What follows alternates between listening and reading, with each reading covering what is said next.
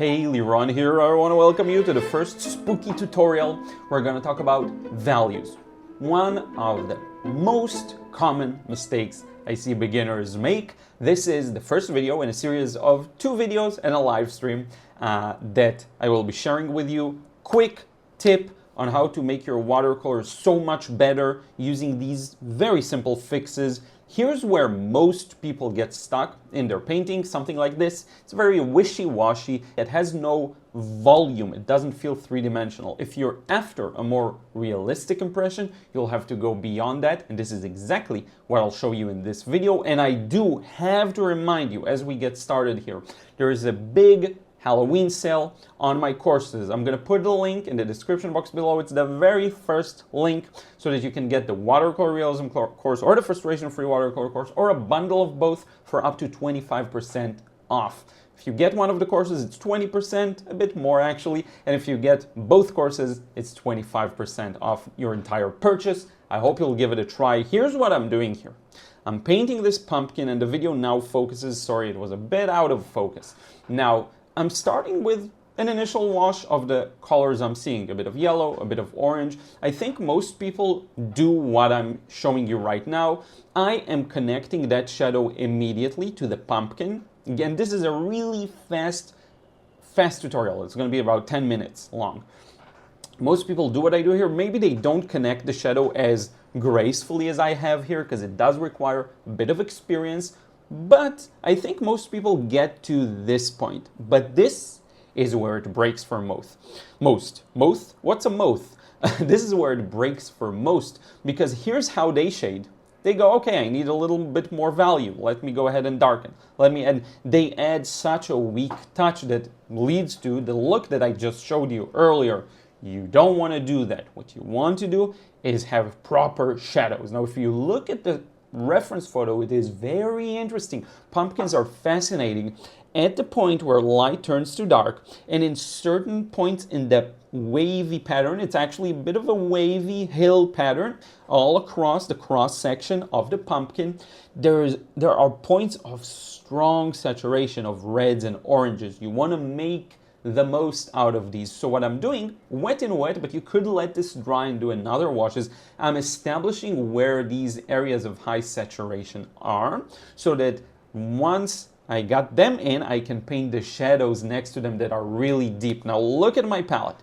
I'm digging into my black paint and this is like a 7 out of 10 value. It is dark. It has to be dark. Water's still wet on paper. I wish I turned it a bit, but you would see it's like, it's still wet. It maybe started drying like 20% out of 100% when it's fully wet. 100% fully wet, it's about 80, 70%. And I'm coming back and charging with this very strong paint.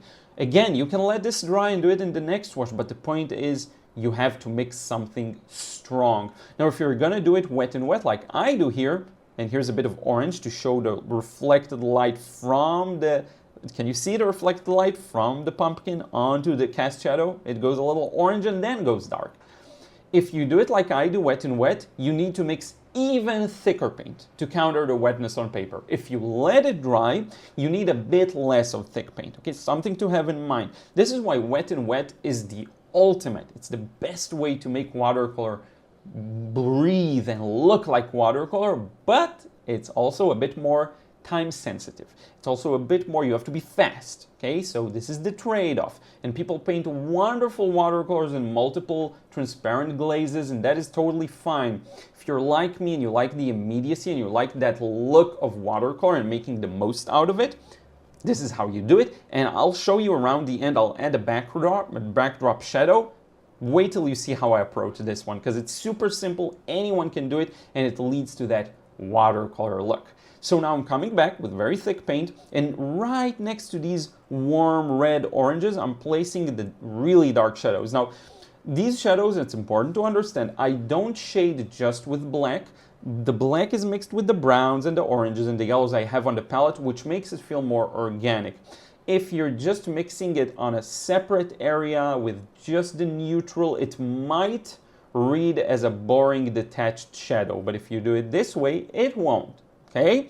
Another mistake a lot of people make, the shadows feel so detached from the other colors. This is super common. I've shown this in multiple videos. You want to avoid it as much as you can because it immediately registers. Why? Because it's unnatural to the eye. When you see it, you never see these things in nature. The shadows, the shapes are always connected. You never see them detached this way.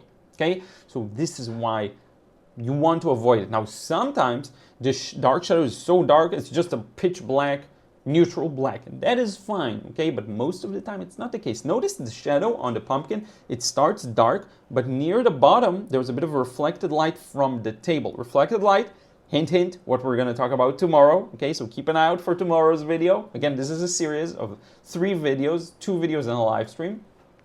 Reflected light from the desk comes back up and lights up the bottom of the pumpkin. You want to capture that either by darkening the top of the shadow or by lifting back the bottom of the shadow. Technique is secondary. How you apply your paint to paper, I don't care. What I care most about is, can you come through with your vision and have the viewer see it? Can you perceive the subject in an interesting way? Most people do, but then can you translate it to something? Okay, now I'm lifting back some strong highlights of the curve. Again, if you cross section cut the pumpkin, you'll get these wavy patterns. I love these. I don't know what you call these, slices, if there's a word for it. I absolutely love pumpkins for it. It's a wonderful subject matter, especially to practice transitions from light to dark and so on. So here you see me lifting back those highlights. You want to have the darkest darks, you want to have the lightest lights, and you kind of want to have the in-betweens, okay? So I have the in-betweens in the shadows and on the right side mostly,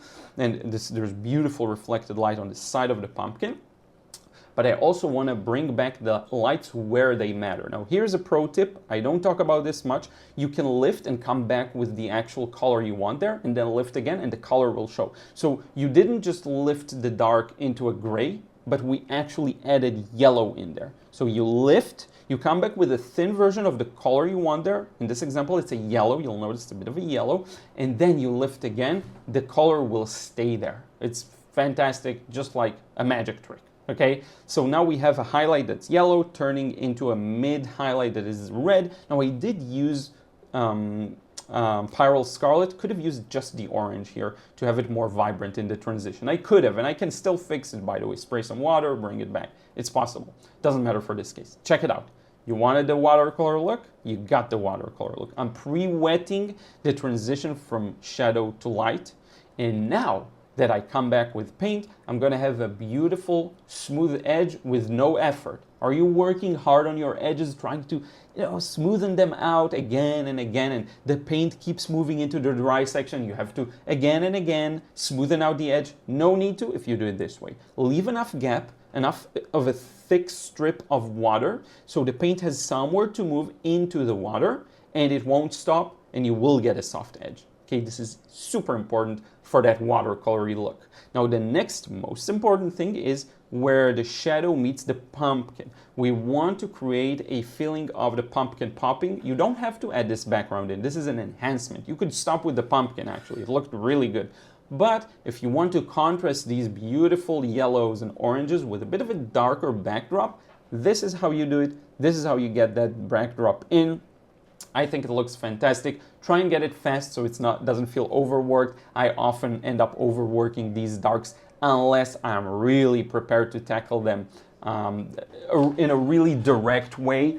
Usually I'll end up with a bit of overwork there, but in this instance I think I got a decent enough job here, and you see this beautiful flow downwards. And again, because we pre-wet and not smoothen the edge after we put in the shape, and this is key, because we did it this way, we now get this beautiful smooth transition we hadn't otherwise. Let me close the door for a bit, just to less of baby sounds. And we're extending this background up top just to give it a more complete composition, right? I want it to be a full painting. For example, if I cut the top, cut it into a square or a rectangle, that way I have a complete painting, something that feels, pretty much finalized. Okay, now the next and last step will be to sign this. So here we go. Just gonna put my signature in there. I like to put it in that empty area to the bottom left corner. And with that, we got the pumpkin down. Okay, compare this to something that's so washed out, so lacks in volume and in depth. Not to say this is perfect, I painted this real fast. As you can see, real runtime, it's like 10 minutes. But this is exactly the type of studies that propel you forward, okay? And you can later decide to do a longer, more full version just to create a more polished look. But I love practicing watercolor this way. This has been my tip to you. This has been the first piece of advice. Everyone makes this mistake. No one goes dark enough, and it's such a simple fix. Just next time you're doing it, catch yourself and tell yourself, am I just pausing way too early? Am I just, not allowing for a truly dark value to take over? If you can do it wet and wet, even better. If you can't, not the end of the world. I hope this was useful. I have to remind you, huge Halloween sale, up to 25% off if you get both courses in the bundle. I'm gonna put a link below. In any case, thank you so much. Thank you to everyone who supports me over on Patreon. Really appreciate it. I can't wait to share with you tomorrow's tutorial. Keep an eye out. It's gonna be about, hint, I told you, reflected light. You're gonna love it. It's gonna be another big thing so many people miss. Again, you fix these two things, your watercolors, immediately you separate yourself from 90% of beginners, probably 90% of just painters in general. Thank you so much. I will see you in tomorrow's video.